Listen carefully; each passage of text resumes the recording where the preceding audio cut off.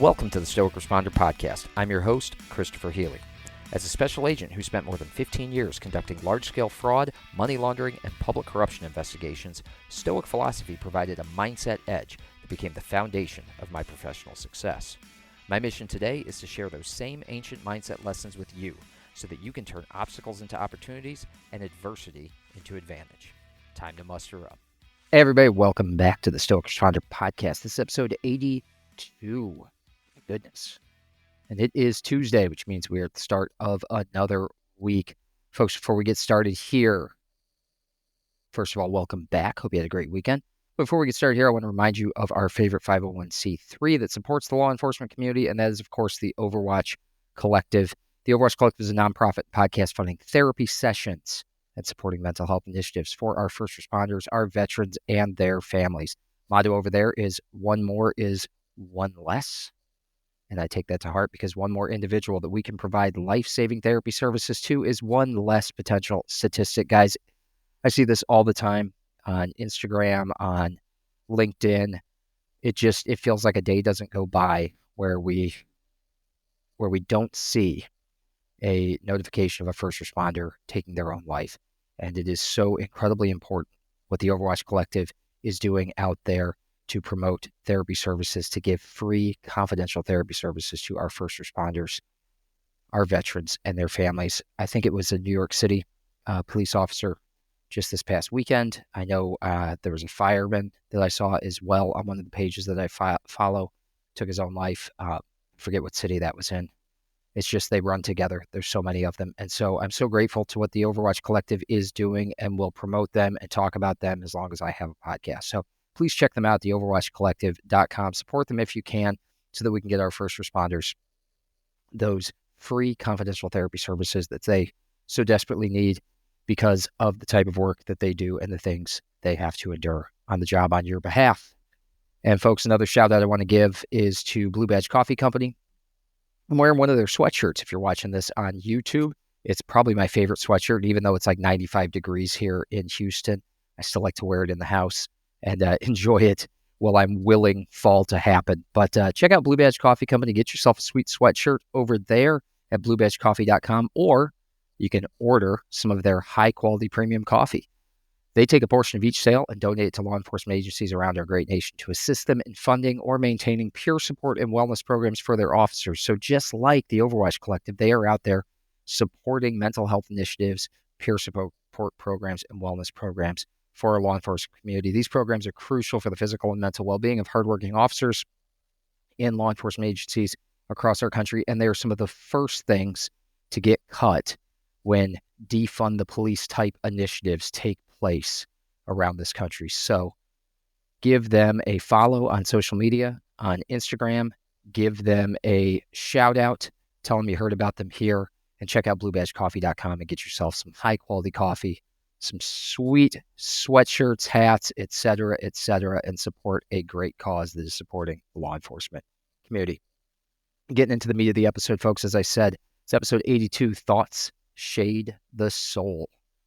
Now, I'm going to start you off with one of the most famous quotes, or most well-regarded and talked about quotes from Meditations by Marcus Aurelius.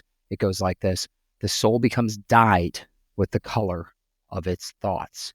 Now, the whole idea behind Stoicism is that we have to separate that which we control from that which we do not. And that's really what this quote is getting down to the soul of.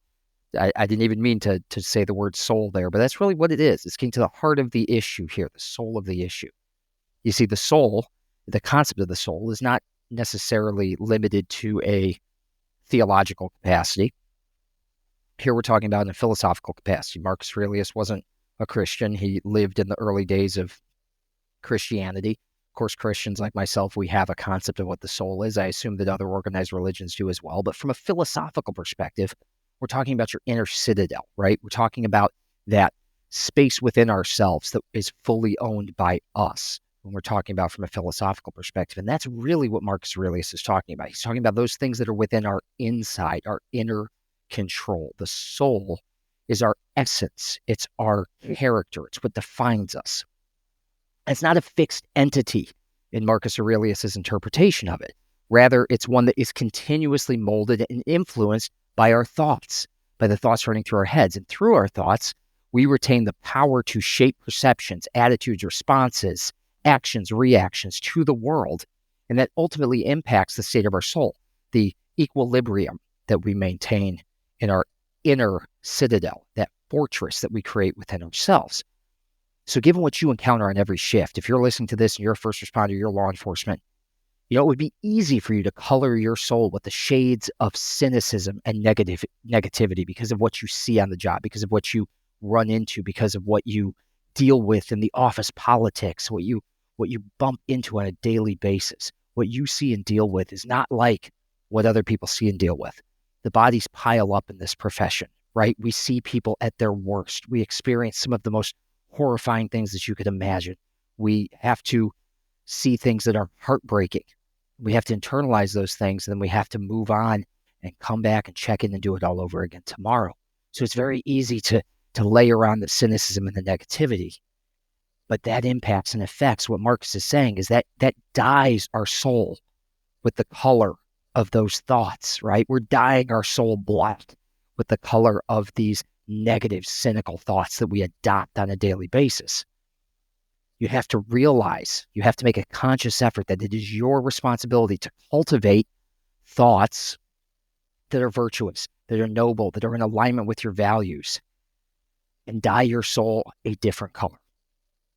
We have to cultivate that mindful awareness. We have to consciously choose the thoughts that we allow in so that we reject that cynicism, we reject that negativity.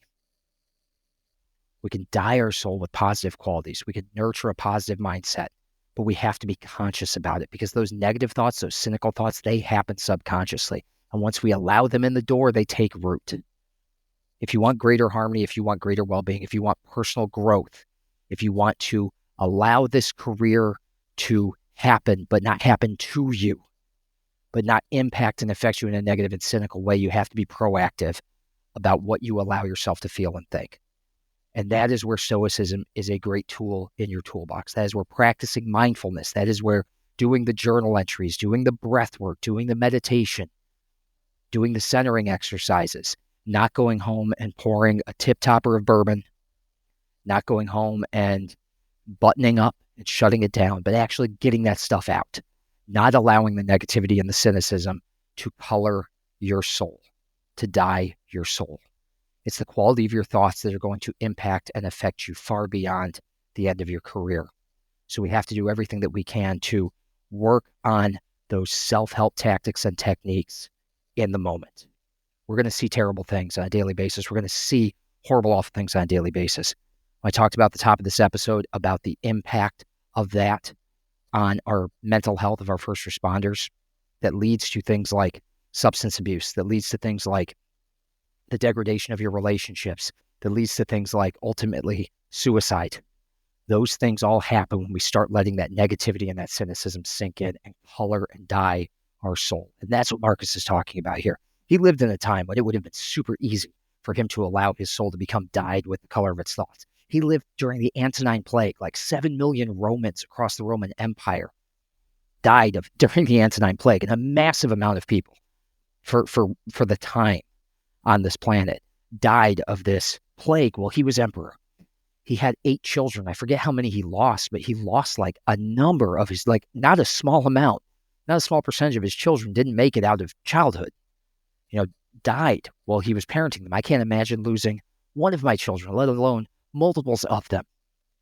And he dealt with that. He dealt with 2 wars. He dealt with an attempted usurpation of his throne. One of his best friends, when Marcus was sick, seized the opportunity to try to take over as emperor of Rome.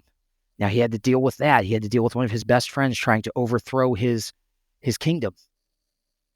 These things happen in our lives on a much smaller degree than they probably happened to the emperor of Rome. But this is him writing in his journal, don't let the negative, don't let the cynical harden you to this world. Get it out. Focus on the things that you can control. Focus on the things that are uplifting. Don't let your soul become dyed with the color of its thoughts, those negative and cynical thoughts. It is a slippery slope, is a path we don't want to go down. So Some people have asked me, what do the Stoics have to do with modern day first responders? What does it have to do with, what do they know about modern policing or, work as a paramedic or fireman or anything else? Well, I think we just answered that question. So there's plenty of people who have written about this particular quote in a more articulate fashion than I just did. Please, I encourage you to check them out. There's some great stuff out there. The soul becomes dyed with the color of its thoughts. Look that up. Just Google it, and you're going to find all sorts of good stuff that you can dive deep on. But before we leave today, let me leave you with a journal prompt. Let me leave you with kind of one of these mindfulness exercises that you can use, that you can employ to try to control the color that you are, the color of your thoughts, as it were, as Marcus would put it. Let me leave you with this. What positive things can I focus on today that will nurture my soul rather than corrupt it? And let's practice this every single day. We're going to see and deal with things on a daily basis in this world that we can sit in and soak in. That we can, like I said, pour a tip topper of bourbon and just marinate on the horrible things, on the negative things. Or we can make conscious effort to practice mindfulness, to get the ugly out, to get the negative out, and to catch and capture those positive thoughts and focus on those things that will nurture our soul rather than corrupt it. So make a list. Sit down and make a list of the positive things that you experienced today that can nurture your soul rather than corrupt it.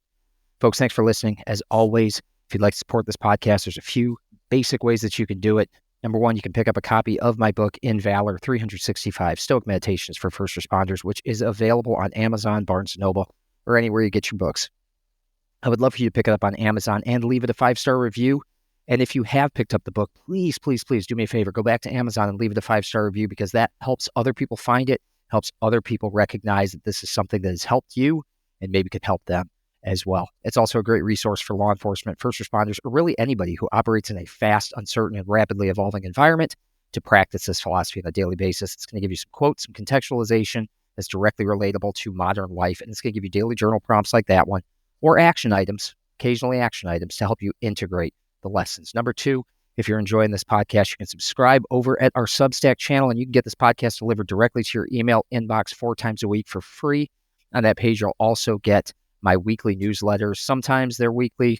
I've skipped a week just this last week while I had my my youngest daughter home on fall break. I didn't really get a lot of anybody who's a special needs parent will recognize and understand that when you've got a child with autism home on break, and her routine is disrupted, it disrupts your routine pretty heavy. So I didn't get a weekly newsletter out this past week, but I typically put out a weekly newsletter, and sometimes even 2 a week. So if you want to, feel free to sign up at thestoicresponder.substack.com, completely free. I don't try to sell you anything over there. You can sign up for free, and of course, you can make a donation through that website as well if you want to support the podcast that way. And finally, you can like, share, and subscribe to this podcast so that others can learn about what we're doing here and get some of this Stoic wisdom in their lives as well. Thanks so much, folks. I got 3 more episodes coming your way this week. Until next time, you are out of roll.